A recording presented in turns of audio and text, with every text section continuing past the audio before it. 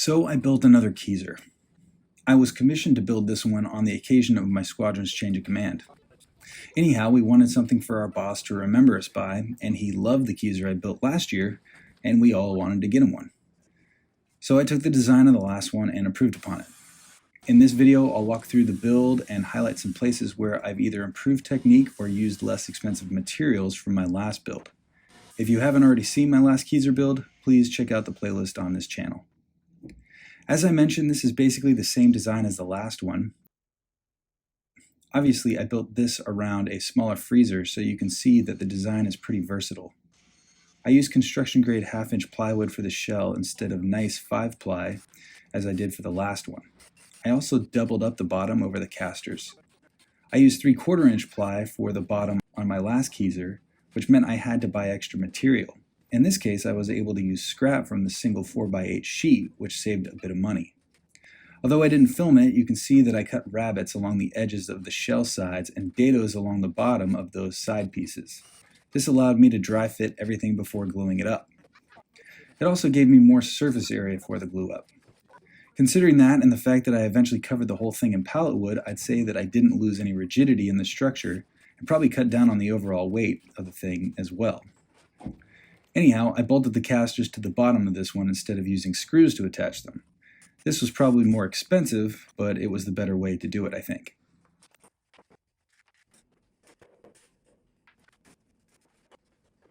The dry fit was crucial because it allowed me to see exactly where I needed to cut the holes for things like the vent, the drain, and the thermostat.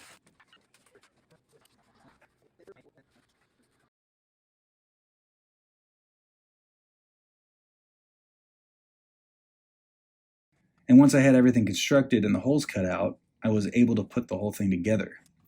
I used glue and a few screws. The last thing I did once the shell was assembled was attach some strips of plywood to the base to give the whole thing a bit more rigidity. I'm not sure that this was necessary, but I didn't want to take any chances. With the shell built, I moved on to the collar. When I built my last Keezer, I built the collar first. That was fine, but saving the collar till after the shell was built meant that I was able to better fit the collar inside the shell, i.e. I had the entire space built that the collar would fill. So it was easier to construct something for that space. At least that's what I told myself. The construction of this collar is pretty different from the last one. This version is far simpler and lighter weight.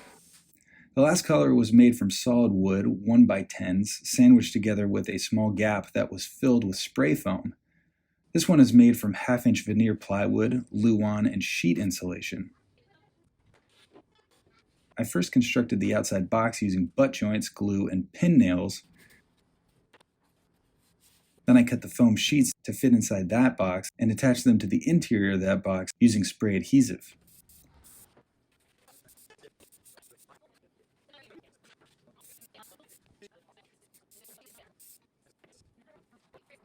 Once that was complete, I cut the Luan to fit inside of that and attach with glue and spray adhesive.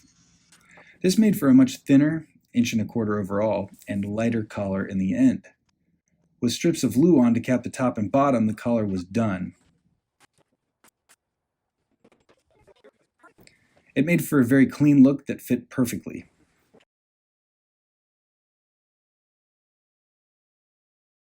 Before I moved on to the pallet wood, I added wood strips inside the shell. These strips provided for spacing in between the shell and the freezer.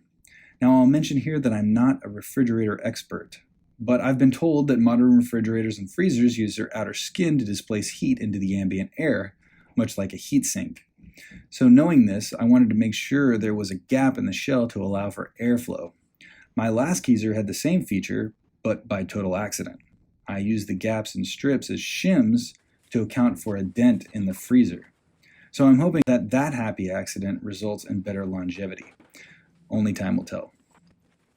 One thing I failed to realize when constructing the collar was the indentations for the lid hinges. I needed those indentations on the collar in order for the lid to sit properly on it. Without that inset, the lid sat too far back on the collar and there was a gap. So I cut some channels in the collar with a dado stack. That left me the ability to tie the collar and freezer in together with some custom ash strips, which I think look really nice and make the whole thing more rigid. So once again, a happy accident.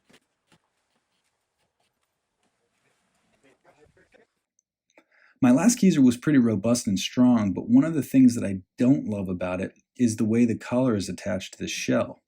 It's basically tied together with the tap shanks. Those shanks are the only appreciable way that the shell and freezer slash collar are held together. You could glue the shell to the collar, but then taking the whole assembly apart for any reason would be extremely difficult, if not impossible. So I figured out a different way of tying everything together. You can see that I'm drilling holes through the collar and shell. Once that's complete, I take T-nuts and place them on the outside of the shell. That allowed me to bolt the collar to the shell from the inside. The T-nuts got covered by pallet wood, but the threads were still inside the shell, allowing me the ability to remove the collar very easily, but still connect it very securely. I won't build another Keezer without using this technique. From there, it was onto the pallet wood. Covering the shell in pallet wood was no different from my last Keezer build, however, I didn't explain my method in those videos, so I'll take some time to do that now. I had my buddy pull the pallets apart, which saved me a lot of time. I started by cutting the boards to a rough width.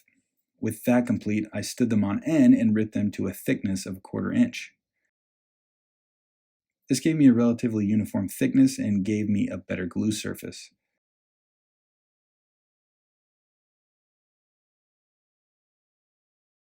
After that, I took them to the miter station and cut almost all of them to 1 foot long.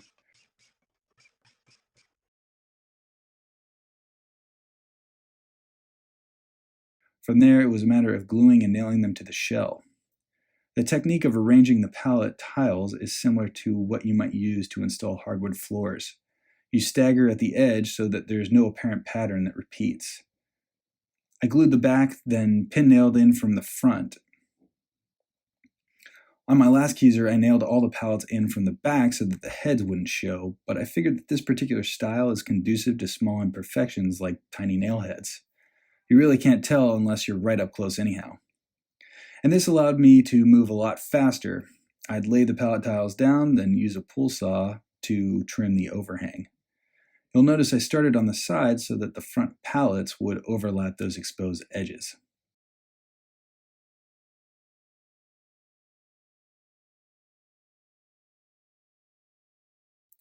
Finally, with the shell done, I moved the freezer into place, added weather stripping to the top, then installed the collar and lid. I think this is a good place to end this video. Stay tuned for part 2 where I design the top and finish everything up. Please like, subscribe, click the notification bell, and feel free to leave a comment. I hope you enjoyed. Thanks for watching.